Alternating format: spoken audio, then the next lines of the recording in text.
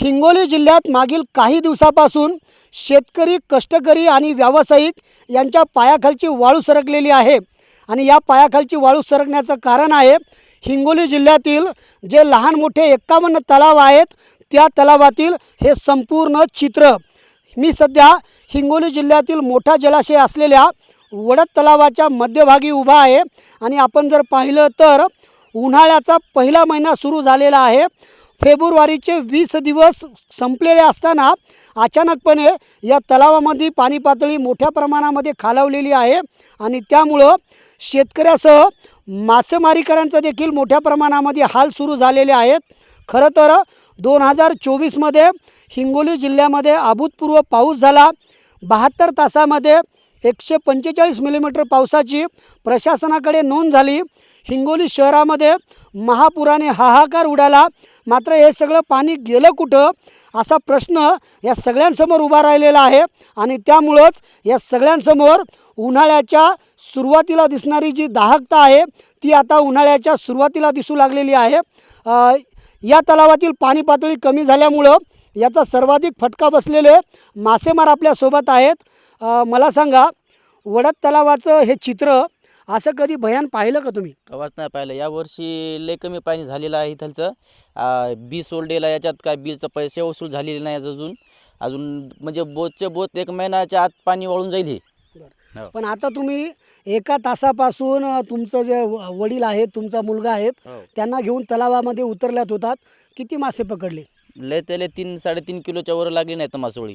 1 घंटा झाला आम्ही जाळी टाकून तुमच्यासमोरच पाहिले, आता काही लागलं नाही अजून। सध्या आता काही प्रमाणामध्ये पाणी शिल्लक आहे, त्याच्यात तुम्ही मासेमारी करतायत, पण आता हे भविष्यामध्ये पुढे कसं?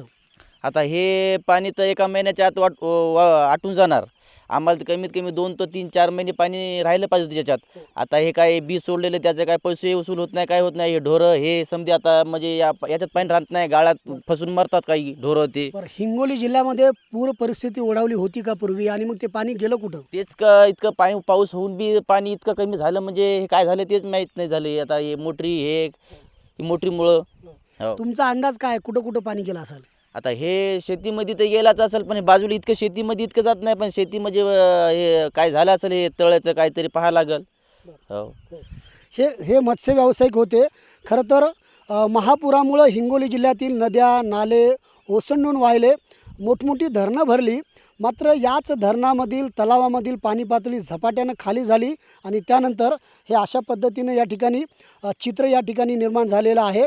खरं तर एखाद्या कडक उन्हाळ्यामध्ये म्हणजे एप्रिलच्या शेवटी जे चित्र दरवर्षी पाहायला मिळतं ते चित्र आता थेट फेब्रुवारी महिन्यामध्येच पाहायला मिळालेलं आहे आणि त्यामुळं प्रशासनानं आता उर्वरित तलावांमधला जो पाणीसाठा आहे तो पिण्याच्या पाण्यासाठी आणि जनावरांसाठी तातडीनं राखीव ठेवावा अशी मागणी या भागातील नागरिक करत आहेत।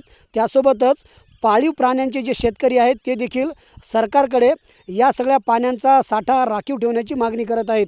संदीप नागरे, साम टीव्ही न्यूज, हिंगोली। देश विदेशातील प्रत्येक घडामोडींचे लाईव्ह अपडेट मिळवण्यासाठी आता साम टीव्हीच्या सर्व सोशल मीडिया प्लॅटफॉर्मला लाईक, फॉलो आणि सबस्क्राईब करा। तसंच सर्व नोटिफिकेशनसाठी बेल आयकॉन प्रेस करायला विसरू नका।